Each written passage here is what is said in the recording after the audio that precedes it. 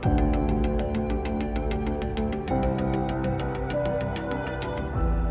Jungle.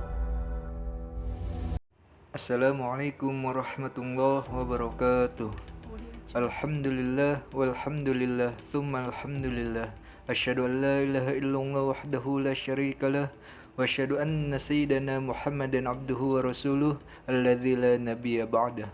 Allahumma salli wa sallim ala sayyidina Muhammadin ibni Abdillah wa ala alihi wa ashabihi wa man tabi'ahum bi ihsanin ila yaumil qiyamah. Rabbi shrah li sadri wa yassir li amri wahlul 'uqdatam min lisani yafqahu qawli amma ba'du. Perkenalkan, nama saya Nahdudin dari Universitas Cendekia Abditama, Prodi Manajemen Pendidikan Islam, semester 1, ingin mempresentasikan tugas teknologi pendidikan dengan tema pembahasan organisasi belajar.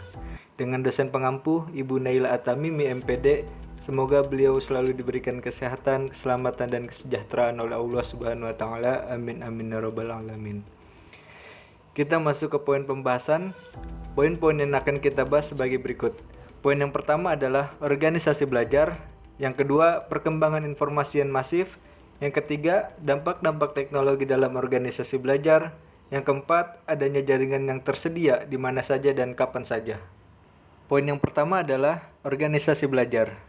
Sebelumnya, apakah kalian tahu apa itu organisasi belajar? Mudahnya, organisasi belajar dapat dipahami sebagai upaya meningkatkan kapasitas individu dalam organisasi. Untuk meningkatkan kapasitas organisasi itu sendiri, organisasi belajar merupakan suatu wadah atau organisasi yang individunya terus belajar. Maka, mereka terus berkembang dan bertransformasi dalam mengumpulkan, mengelola, dan menggunakan pengetahuannya secara lebih, baik untuk keberhasilan organisasi atau perusahaan, dan memanfaatkan teknologi untuk mengoptimalkan pembelajaran dan produktivitas. Yang kedua, perkembangan informasi yang masif. Perkembangan informasi yang masif dan cepat memungkinkan organisasi mengubah cara pandang dan cara kerja dalam meningkatkan kapasitas individunya. Teknologi adalah salah satu kekuatan yang mampu mengubah dunia bisnis dan perlu dipelajari oleh semua perusahaan atau organisasi. Pada abad ke-21 ini, sebagian besar perusahaan membutuhkan otomatisasi dan kustomisasi yang dibuat oleh komputer. Teknologi ini penting untuk mengelola data yang sangat banyak sehingga kita dapat belajar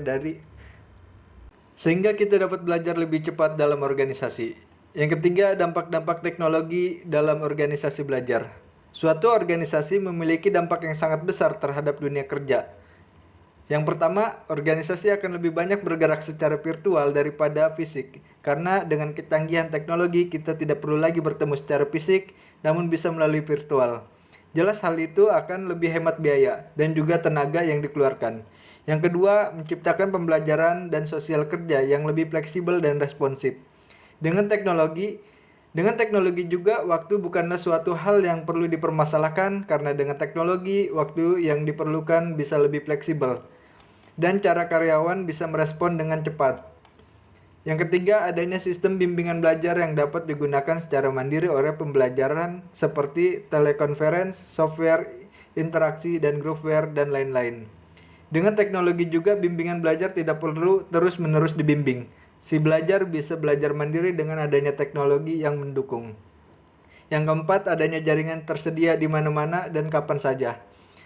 Teknologi memang diciptakan untuk memudahkan pekerjaan manusia. Hadirnya internet untuk mempermudahkan hubungan dalam suatu perusahaan. Tentu kita mengetahui bahwa internet memiliki banyak kegunaan dan salah satunya ialah mempermudah hubungan dalam suatu perusahaan.